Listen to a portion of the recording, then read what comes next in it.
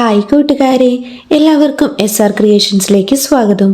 ഇന്ന് നമ്മൾ കൂട്ടുകാരുടെ ബേസിക് സയൻസ് പാഠപുസ്തകത്തിലെ 5ാമത്തെ യൂണിറ്റാണ് പഠിക്കാനായിട്ട് പോകുന്നത്. കയ്യെത്തും ദൂരത്ത് ആകാശം. വളരെ മനോഹരമായൊരു പാഠഭാഗമാണ് കേട്ടോ. നമ്മുടെ മുകളിലുള്ള ആകാശത്തെക്കുറിച്ച് എന്നും കൂട്ടുകാർക്ക് കൗതുകമാണല്ലേ.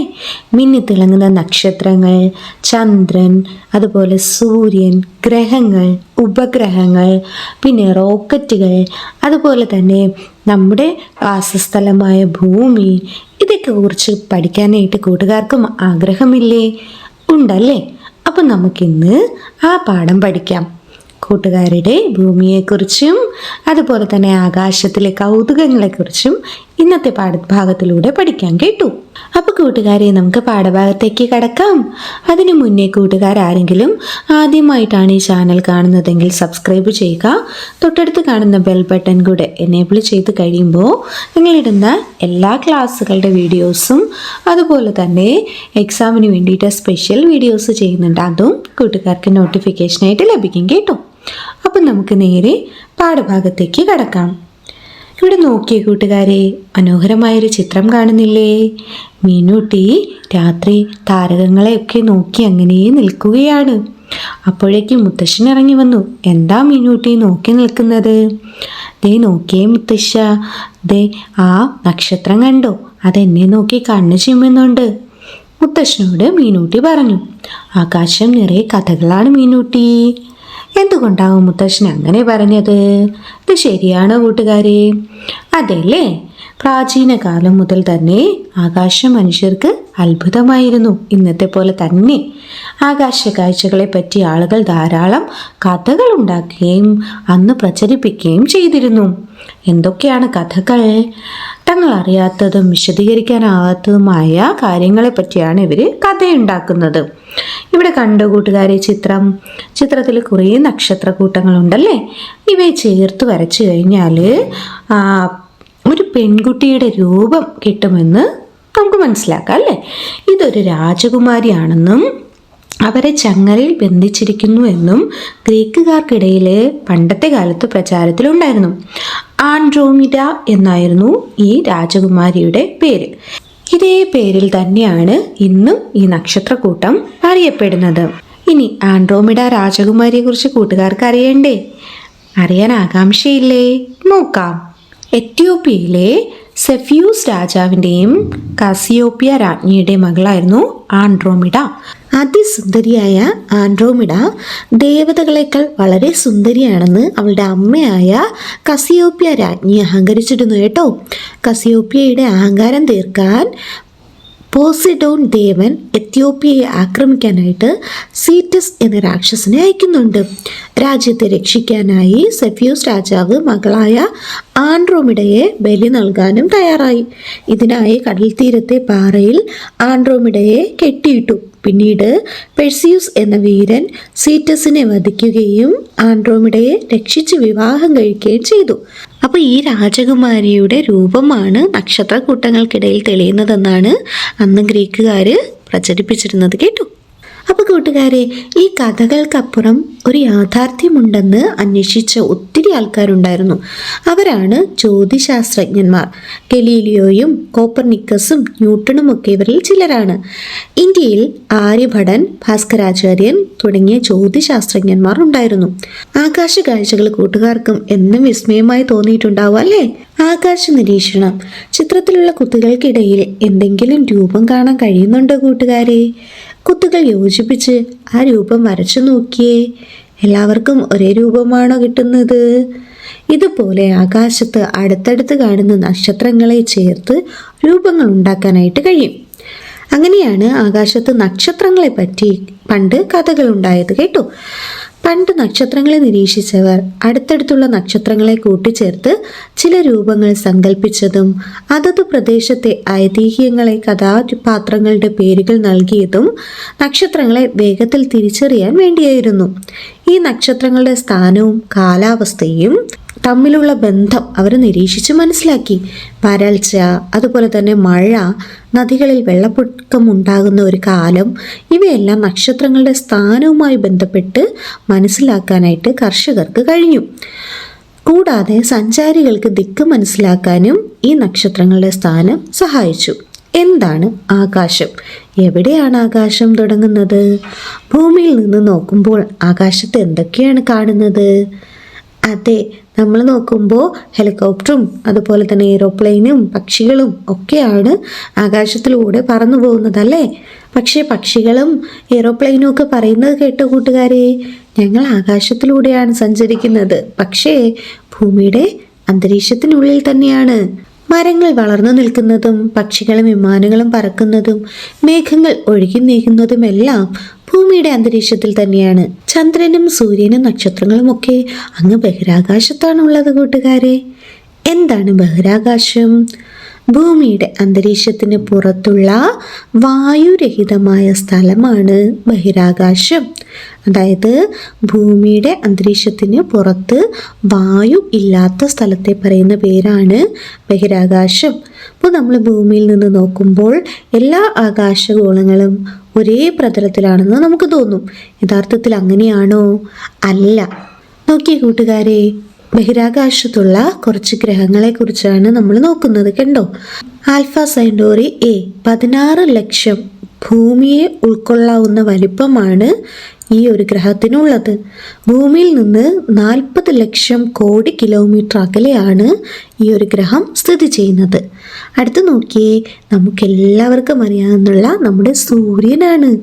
സൂര്യൻ 13 ലക്ഷം ഭൂമിയെ ഉൾക്കൊള്ളാവുന്ന വലിപ്പമാണ് നമ്മുടെ സൂര്യനുള്ളത്. ഭൂമിയിൽ നിന്ന് 15 കോടി കിലോമീറ്റർ അകലെയാണ് നമ്മൾ കാണുന്ന കുഞ്ഞു സൂര്യൻ നിൽക്കുന്നത് കേട്ടോ. ഇനി നോക്കിയേ, ഭൂമി 50 ചന്ദ്രനെ ഉൾക്കൊള്ളാവുന്ന വലിപ്പമാണ്. ഭൂമിയെക്കുറിച്ച് കൂടുതലായൊന്നും പറയണ്ട അല്ലേ, നമ്മൾ താമസിക്കുന്നതാണ്. അടുത്ത് നോക്കിയേ, ചന്ദ്രൻ. നമ്മൾ രാത്രികാലങ്ങളിൽ ചന്ദ്രനെ നോക്കി അങ്ങനെ ഇരിക്കാറുണ്ടല്ലേ കൂട്ടുകാരെ? അതെ, ഭൂമിയിൽ നിന്ന് 3.84 ലക്ഷം കിലോമീറ്റർ അകലെയാണ് നമ്മുടെ ചന്ദ്രൻ സ്ഥിതി ചെയ്യുന്നത്. അപ്പോൾ ഇവരെല്ലാം എത്ര തന്നെ അകലെയാണ് സ്ഥിതി ചെയ്യുന്നതല്ലേ. ഇനി നമുക്ക് കുറച്ച് നക്ഷത്രഗണങ്ങളെ നോക്കാം. ഒന്നാമത്തത് വേട്ടക്കാരൻ. ഇവിടെ ചിത്രം കണ്ടോ കൂട്ടുകാരെ? വേട്ടക്കാരൻ്റെ രൂപത്തിലാണ് ഈ ഒരു നക്ഷത്രഗണം കാണപ്പെടുന്നത്. ഡിസംബർ മാസത്തിൽ സന്ധ്യാസമയത്ത് കിഴക്കൻ ചക്രവാളത്തിൽ കാണാവുന്ന നക്ഷത്രഗണമാണ് ഈ വേട്ടക്കാരൻ നക്ഷത്രം. ഇതിലെ നക്ഷത്രങ്ങളെ തമ്മിൽ യോജിപ്പിച്ചാൽ ഒരു വേട്ടക്കാരൻ്റെ രൂപം നമുക്ക് സങ്കല്പിക്കാനായിട്ട് കഴിയും. ഗ്രീക്കുകാർ അവരുടെ ഐതിഹ്യത്തിലെ വേട്ടക്കാരനായ ഒറിയോണിൻ്റെ പേരാണ് ഈ നക്ഷത്രഗണത്തിനും കൊടുത്തിരിക്കുന്നത്. അടുത്ത് നോക്കിയ സപ്തർഷികൾ.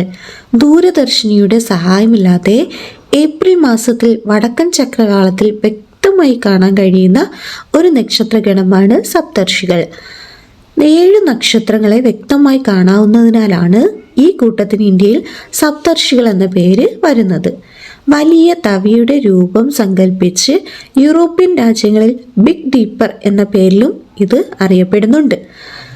അർസ മേജർ എന്ന നക്ഷത്രഗണത്തിൻ്റെ ഭാഗമായാണ് ഇത് കാണപ്പെടുന്നത്. ഇതുപോലെ കൂടുതൽ നക്ഷത്രഗണങ്ങൾ നമ്മുടെ ആകാശത്ത് കാണാനായിട്ട് കഴിയും. നോക്കിയ കൂട്ടുകാരെ, സ്കൂളിൽ ഒരു നക്ഷത്ര നിരീക്ഷണ ക്യാമ്പ് സംഘടിപ്പിച്ചു.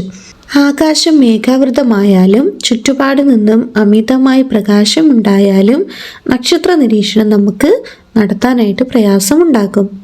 ആകാശ നിരീക്ഷണത്തിന് സഹായിക്കുന്ന സോഫ്റ്റ്വെയറുകളൊക്കെ ഇപ്പോൾ നിലവിലുണ്ട്. നമ്മുടെ വിദ്യാലയത്തിലെ കമ്പ്യൂട്ടറിലുള്ള K-STAR, സ്റ്റെല്ലോറിയം തുടങ്ങിയിട്ടുള്ള സോഫ്റ്റ്വെയറുകൾ ഉപയോഗിച്ച് നമുക്ക് എന്ത് ചെയ്യാം കൂട്ടുകാരെ? ആകാശത്ത് നിരീക്ഷണം നടത്താം. ബഹിരാകാശ നിലയം. ഭൂമിയിൽ നിന്നാണ് നമ്മൾ ബഹിരാകാശത്തുള്ള നക്ഷത്രങ്ങളെ നിരീക്ഷിച്ചതല്ലേ. ഇനി ബഹിരാകാശത്ത് നിന്ന് തന്നെ നിരീക്ഷണങ്ങൾ നടത്താനും പരീക്ഷണങ്ങൾ ചെയ്യാനും ഒക്കെയുള്ള സൗകര്യമൊരുക്കിയാലോ? അതിനായിട്ട് ബഹിരാകാശത്ത് ഒരുക്കിയിരിക്കുന്ന പരീക്ഷണശാലയെ പറയുന്ന പേരാണ് ബഹിരാകാശ നിലയം. എന്തിനാണ് ഈ ബഹിരാകാശ നിലയങ്ങൾ? ബഹിരാകാശ നിലയങ്ങളെ ഇംഗ്ലീഷിൽ പറയുന്നത് സ്പേസ് സ്റ്റേഷൻസ് എന്നാണ്. അപ്പോൾ എന്തിനാണ് ബഹിരാകാശത്ത് ഈ സ്പേസ് സ്റ്റേഷൻസ് ഉണ്ടാക്കിയിരിക്കുന്നത്. പരീക്ഷണങ്ങൾക്കും മറ്റുമായി ബഹിരാകാശ നിലയത്തിലെത്തുന്നവർക്ക് എന്തെല്ലാം പ്രശ്നങ്ങൾ നേരിടേണ്ടി വരുമല്ലേ കൂട്ടുകാരെ? അവിടെ വായുവില്ല, ചിലപ്പോൾ ഭക്ഷണങ്ങളൊക്കെ തീർന്നു പോകാം, ചിലപ്പോൾ അവർ പോകുന്ന വാഹനങ്ങൾക്ക് എന്തെങ്കിലും തകരാറ് പറ്റിയിട്ടുണ്ടാകാം. ഇത്തരം പ്രശ്നങ്ങൾ മറികടക്കാൻ വേണ്ടിയിട്ടാണ് ഇത്തരത്തിലുള്ള സ്പേസ് സ്റ്റേഷൻസ് ഒരുക്കിയിട്ടുള്ളത്. അവരുടെ വാഹനത്തിന് എന്തെങ്കിലും തകരാറൊക്കെ പറ്റിക്കഴിഞ്ഞാൽ ഈ സ്പേസ് സ്റ്റേഷനുമായിട്ട് അടുപ്പിച്ച് എന്ത് ചെയ്യാം, അവർക്ക് സുരക്ഷിതമായി സ്പേസ് സ്റ്റേഷനിൽ താമസിക്കാനുള്ള സൗകര്യങ്ങൾ ഒരുക്കാനായിട്ട് കഴിയും. അപ്പോൾ ഈ ബഹിരാകാശവുമായി ബന്ധപ്പെട്ട അന്വേഷണങ്ങൾ ഇന്ന് വലിയ തോതിൽ പുരോഗമിച്ചുകൊണ്ടിരിക്കുകയാണ്. നമുക്ക് തന്നെ അറിയാം അല്ലേ?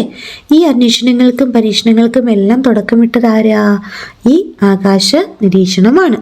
ഇനി നമുക്ക് ഗ്രഹങ്ങളെയും ഉപഗ്രഹങ്ങളെയൊക്കെ കുറിച്ച് പഠിച്ചാലോ?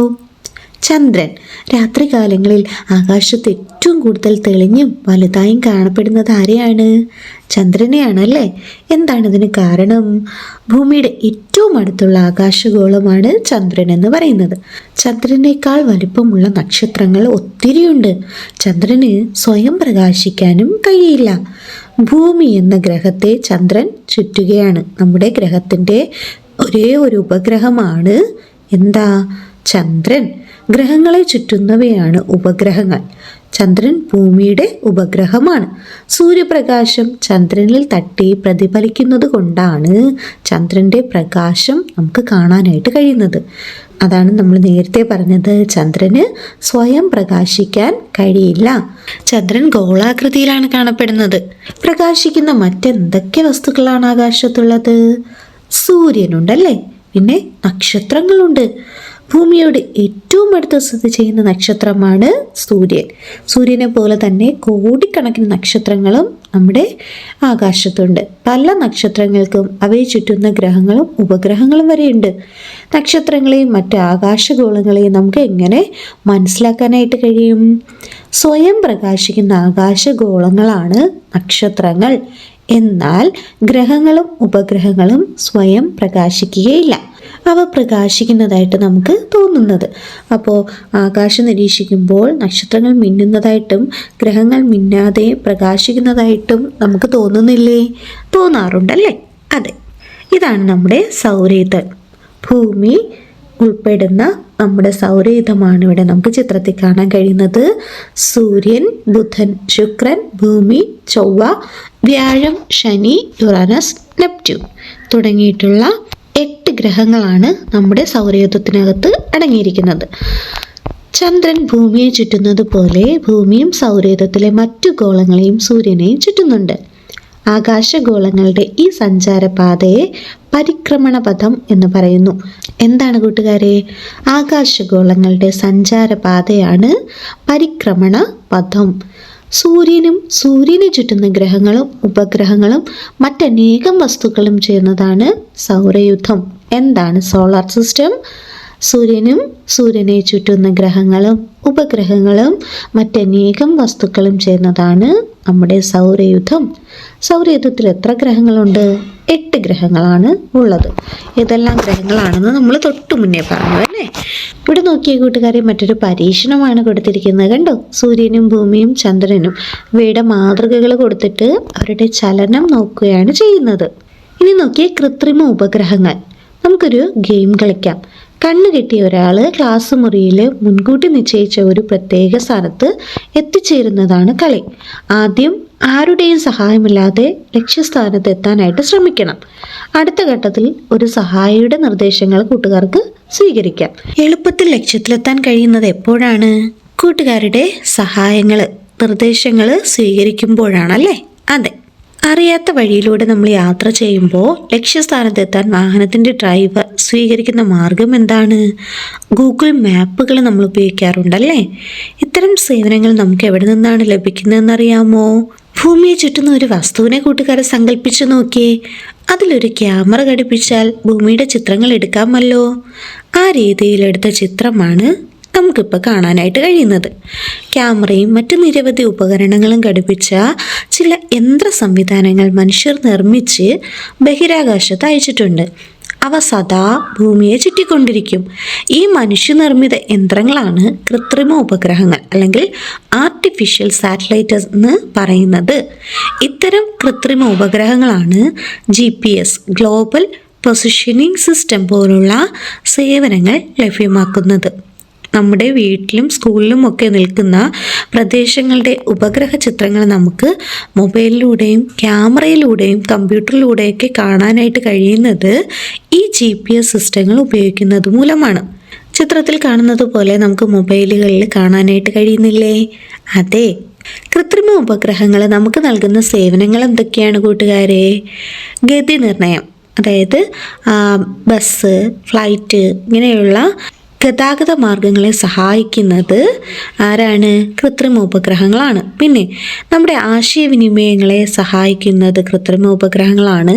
വിദൂര സംവേദനം, ശാസ്ത്ര പര്യവേക്ഷണങ്ങൾ, വിഭവ സ്രോതസ്, പിന്നെ പ്രതിരോധം, ഇത്രയും കാര്യങ്ങൾ അല്ലെങ്കിൽ ഇത്രയും സേവനങ്ങൾ നമുക്ക് കൃത്രിമ ഉപഗ്രഹങ്ങൾ നൽകുന്നുണ്ട്. ഇന്ത്യയുടെ വിവിധ ആവശ്യങ്ങൾക്കായിട്ട് നമ്മുടെ രാജ്യം വിക്ഷേപിച്ച കുറച്ച് ഉപഗ്രഹങ്ങൾ അല്ലെങ്കിൽ കൃത്രിമ ഉപഗ്രഹങ്ങൾ, നമ്മുടെ രാജ്യം നിർമ്മിച്ചയച്ച ഉപഗ്രഹങ്ങളാണ് കൃത്രിമ ഉപഗ്രഹങ്ങൾ. അവയുടെ ഉപയോഗങ്ങൾ നമുക്ക് നോക്കാം. കൃത്രിമ ഉപഗ്രഹം ഇൻസാറ്റ് വാർത്താവിനിമയത്തിനാണ് ഉപയോഗിക്കുന്നത്. എഡ്യൂസാറ്റ് വിദ്യാഭ്യാസത്തിന് വേണ്ടിയിട്ടാണ്. IRNSS ഗതി നിർണയത്തിനും, കാർട്ടോസാറ്റ് ഭൗമ നിരീക്ഷണത്തിനും, അൾട്രോസാറ്റ് ജ്യോതിശാസ്ത്ര പഠനത്തിനും, GSAT-7 എമിസാറ്റും പ്രതിരോധത്തിനുമായിട്ടാണ് നമ്മുടെ രാജ്യം വിക്ഷേപിച്ചിട്ടുള്ളത് കേട്ടോ. നമ്മൾ വികസിപ്പിച്ചെടുത്ത ഒരു സ്വതന്ത്ര പ്രാദേശിക ഗതി നിർണയ ഉപഗ്രഹ സംവിധാനമാണ് Indian regional navigation satellite system എന്ന് പറയുന്നത്. GPS-ന് സമാനമായിട്ടുള്ള ഒരു ഇന്ത്യൻ സംവിധാനമാണ് ഇതെന്ന് പറയുന്നത് കേട്ടോ. അടുത്ത് റോക്കറ്റുകൾ. നമുക്ക് റോക്കറ്റുകൾ എപ്പോഴും കൗതുകമാണല്ലേ കൂട്ടുകാരെ? റോക്കറ്റുകൾ പോയതിനു ശേഷം വരുന്ന വരെയൊക്കെ നമ്മൾ നോക്കി ഇങ്ങനെ നിൽക്കാറുണ്ട്. എങ്ങനെയായിരിക്കും ഈ കൃത്രിമ ഉപഗ്രഹങ്ങളെ ബഹിരാകാശത്തെത്തിക്കുന്നത്? ഉപഗ്രഹ വിക്ഷേപണത്തിന് ഉപയോഗിക്കുന്നത് റോക്കറ്റുകളാണ് കേട്ടോ. ഇവിടെ നോക്കി ഒരു പത്രവാർത്ത നോക്കാം. ഉപഗ്രഹ വിക്ഷേപണം മെയ് 29 ബംഗളൂരു തദ്ദേശീയമായി വികസിപ്പിച്ച ഗതി നിർണയ ഉപഗ്രഹത്തിൻ്റെ വിക്ഷേപണം മെയ് 29 നടക്കും. GSLV-F 12 റോക്കറ്റ് ഉപയോഗിച്ചാണ് ഉപഗ്രഹത്തെ ഭ്രമണപഥത്തിലെത്തിക്കുന്നത്. 18 മിനിറ്റുകൾ കൊണ്ട് റോക്കറ്റ് ഉപഗ്രഹത്തെ അതിൻ്റെ ഭ്രമണപഥത്തിൽ എത്തിക്കും. അപ്പോൾ എന്തിനാണ് റോക്കറ്റുകളെന്ന് കൂട്ടുകാർക്ക് മനസ്സിലായില്ലേ? മനസ്സിലായി. ഉപഗ്രഹങ്ങളെയും ബഹിരാകാശ പേടകങ്ങളെയും ഒക്കെ ബഹിരാകാശത്തെത്തിക്കാൻ ഉപയോഗിക്കുന്ന വാഹനങ്ങളെ പറയുന്ന പേരാണ് റോക്കറ്റുകൾ. നമ്മുടെ രാജ്യത്തിൻ്റെ ബഹിരാകാശ പദ്ധതികൾ ആസൂത്രണം ചെയ്ത് നടപ്പിലാക്കുന്ന ബഹിരാകാശ സ്ഥാപനമാണ് ഇന്ത്യൻ ബഹിരാകാശ ഗവേഷണ സംഘടന. അതായത് നമുക്കെല്ലാവർക്കും അറിയാവുന്ന ISRO, Indian space research organisation. മറ്റു രാജ്യങ്ങളുടെ ബഹിരാകാശ ഗവേഷണ സ്ഥാപനങ്ങളുടെയും പേരുകൾ ശേഖരിച്ച് കൂട്ടുകാർക്ക് നിങ്ങളുടെ ശാസ്ത്ര പുസ്തകത്തിൽ എഴുതാവുന്നതാണ് കേട്ടോ. റോക്കറ്റുകൾ കണ്ടില്ലേ കൂട്ടുകാരെ? നമ്മുടെ റോക്കറ്റ് വിക്ഷേപണ കേന്ദ്രങ്ങൾ എവിടെയൊക്കെയാണ്? റോക്കറ്റ് വിക്ഷേപണം നടത്തുന്നത് ചില പ്രത്യേക കേന്ദ്രങ്ങളിൽ നിന്നാണ്. നമ്മുടെ രാജ്യത്തെ ഇത്തരം കേന്ദ്രങ്ങളാണ് നമ്മൾ നേരത്തെ പറഞ്ഞ ISRO, തുമ്പ റോക്കറ്റ് വിക്ഷേപണ കേന്ദ്രം കേരളത്തിലെ തിരുവനന്തപുരം ജില്ലയിൽ സ്ഥിതി ചെയ്യുന്നു. ഇന്ത്യയിലെ ആദ്യത്തെ റോക്കറ്റ് വിക്ഷേപണ കേന്ദ്രമാണ് തുമ്പ. 1963 നവംബർ 21 ഇത് സ്ഥാപിതമാകുന്നത്. അടുത്ത് സതീഷ് ധവാൻ സ്പേസ് സെൻറ്റർ. ഇത് ആന്ധ്രാപ്രദേശിലെ ശ്രീഹരിക്കോട്ടയിലാണ് സ്ഥിതി ചെയ്യുന്നത് കേട്ടോ. 1971 ഒക്ടോബറിലാണ് ഇത് പ്രവർത്തനം ആരംഭിക്കുന്നത്. 2 വിക്ഷേപണ തറകളാണ് ഇതിന് ഉള്ളത്. ഇത് നോക്കിയ വിക്രം സാരാഭായ്, സതീഷ് ധവാൻ. വിക്രം സാരാഭായി ഇന്ത്യൻ ബഹിരാകാശ പദ്ധതിയുടെ പിതാവെന്നാണ് അറിയപ്പെടുന്നത് കേട്ടോ. ഇന്ത്യയിൽ ബഹിരാകാശ സാങ്കേതിക വിദ്യ വികസിപ്പിക്കുന്നതിൽ പ്രധാന പങ്ക് വഹിച്ച വ്യക്തിയായിരുന്നു വിക്രം സാരാഭായ്.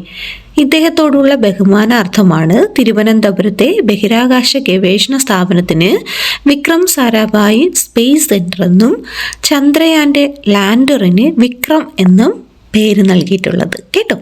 അടുത്ത സതീഷ് ധവാൻ. ഇസ്രോയുടെ ചെയർമാൻ ആയിരുന്നു സതീഷ് ധവാൻ. ഇന്ത്യയുടെ തനതായ ബഹിരാകാശ സാങ്കേതിക വിദ്യകൾ വികസിപ്പിക്കുന്നതിന് നേതൃത്വം നൽകിയതും ഇദ്ദേഹമായിരുന്നു.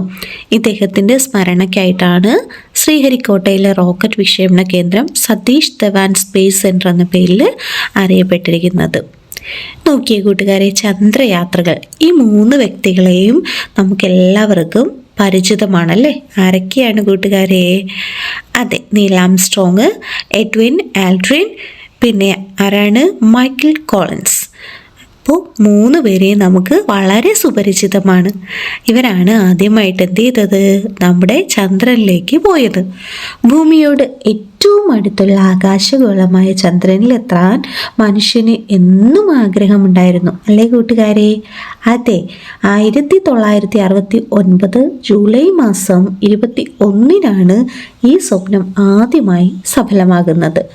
1960 മുതൽ നടന്ന നിരന്തരമായ ഗവേഷണങ്ങളുടെ ഫലമായിട്ടാണ് ഈ നേട്ടം കൈവരിക്കാൻ അമേരിക്കൻ ബഹിരാകാശ ഗവേഷണ സ്ഥാപനമായ നാസയ്ക്ക് കഴിഞ്ഞത്. നാസയുടെ അപ്പോളോ 11 എന്ന ചന്ദ്രപര്യവേഷണ പേടകത്തിലായിരുന്നു ഇവർ 3 പേരും എവിടെ എത്തിയത്? അതെ, ചന്ദ്രനിൽ എത്തിയത്. ആരൊക്കെയാണ്? നീൽ ആംസ്ട്രോങ്, എഡ്വിൻ ആൽഡ്രിൻ, പിന്നെ മൈക്കൽ കോളിൻസ്. മൈക്കൽ കോളിൻസ് ആയിരുന്നു ഇവർ സഞ്ചരിച്ചിരുന്ന ഈ പേടകത്തെ നിയന്ത്രിച്ചത് കേട്ടോ.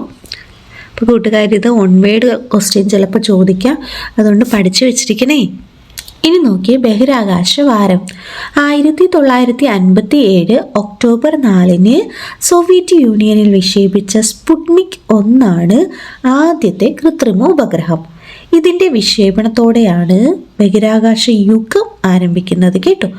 അന്താരാഷ്ട്ര തലത്തിൽ ഒക്ടോബർ 4 മുതൽ 10 വരെ ബഹിരാകാശ വാരമായിട്ടാണ് ആചരിക്കുന്നത്.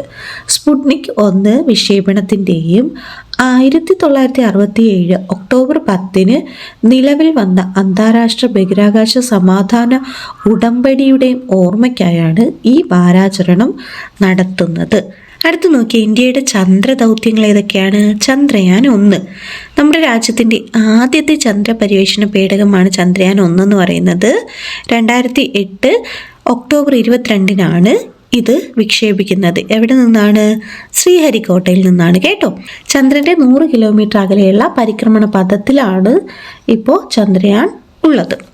അടുത്ത ചന്ദ്രയാൻ 2. ഇന്ത്യയുടെ 2ാമത്തെ ചന്ദ്രപര്യവേഷണമാണ് ചന്ദ്രയാൻ 2. 2019 ജൂലൈ 22-നാണ് ഇത് വിക്ഷേപിക്കുന്നത്. ചന്ദ്രനിൽ ഇറങ്ങി പാറകളുടെയും മണ്ണിൻ്റെയും പ്രത്യേകതകളൊക്കെ പഠിക്കുകയായിരുന്നു ഇതിൻ്റെ ലക്ഷ്യം. അടുത്ത ചന്ദ്രയാൻ 3-നെ ഇറക്കുന്നുണ്ട്. ചന്ദ്രൻ്റെ ദക്ഷിണ ധ്രുവത്തിൽ ഇറങ്ങിയ ആദ്യ പേടകമാണ് ചന്ദ്രയാൻ 3 എന്ന് പറയുന്നത്. ഇത് 2023 ജൂലൈ മാസം 14-നാണ് വിക്ഷേപിക്കുന്നത്. 2023 ആഗസ്റ്റ് 23-ന് ചന്ദ്രൻ്റെ ഉപരിതലത്തിൽ എത്തുകയും ചെയ്യുന്നുണ്ട്. ചന്ദ്രനെ പറ്റി മാത്രമല്ല, മറ്റ് ആകാശഗോളങ്ങളെ പറ്റി പഠിക്കാനും നമ്മുടെ ഇന്ത്യക്ക് പദ്ധതിയുണ്ട്. അപ്പോൾ ഈ ഇന്ത്യൻ പദ്ധതികൾക്ക് വേണ്ടിയിട്ട് കുറച്ച് ഉപഗ്രഹങ്ങളെ അയച്ചിട്ടുണ്ട് കേട്ടോ. അപ്പോൾ അവ ഏതൊക്കെയാണെന്ന് നോക്കാമോ കൂട്ടുകാരെ? നോക്കാം. 1 മംഗൾയാൻ. നമുക്കറിയാം, ചൊവ്വ പരിവേഷണത്തിന് വേണ്ടിയിട്ട്, ചൊവ്വയുടെ കാര്യങ്ങളൊക്കെ അറിയാൻ വേണ്ടിയിട്ട് ഇന്ത്യ അയച്ചതാണ് മംഗൾയാൻ. ആദിത്യ L1 സൗരപരിവേഷണത്തിന് വേണ്ടി, സൂര്യനെക്കുറിച്ച് അറിയാൻ വേണ്ടിയിട്ട് ഇന്ത്യ അയച്ചതാണ്. അടുത്ത് ഗഗൻയാൻ, ബഹിരാകാശ പരിവേഷണത്തിന് വേണ്ടിയിട്ട് ഇന്ത്യ അയച്ച ഉപഗ്രഹമാണ്. അപ്പോൾ കൂട്ടുകാരെ, നമ്മളിന്ന് നമ്മുടെ മുകളിൽ കാണുന്ന ആകാശത്തെക്കുറിച്ചുള്ള കൗതുകകരമായിട്ടുള്ള കാര്യങ്ങളും അതിനുള്ളിലെ കാഴ്ചകളും ഒക്കെയാണ് പഠിച്ചതല്ലേ. വളരെ ഇൻട്രസ്റ്റിംഗ് ആയിട്ടുള്ള ടോപ്പിക് ആയിരുന്നില്ലേ? അതെ, നമ്മുടെ ആകാശത്തെ ഗ്രഹങ്ങളും ഉപഗ്രഹങ്ങളും നക്ഷത്രങ്ങളും സൂര്യനും ഒക്കെ ഉണ്ടെന്ന് നമ്മൾ പഠിച്ചു അല്ലേ. അവയുടെ പ്രത്യേകതകൾ എന്തൊക്കെയാണെന്ന് നമ്മൾ പഠിച്ചു. അപ്പോൾ കൂട്ടുകാർക്ക് ക്ലാസ്സുകൾ ഇഷ്ടമായോ? ഇഷ്ടമായെങ്കിൽ ലൈക്ക് ചെയ്യുക, നിങ്ങളുടെ ഫ്രണ്ട്സിന് കൂടെ ഷെയർ ചെയ്ത് കൊടുക്കുക. അപ്പോൾ അടുത്ത ക്ലാസ്സിൽ നമുക്ക് ഒരുമിച്ച് കാണാം. താങ്ക്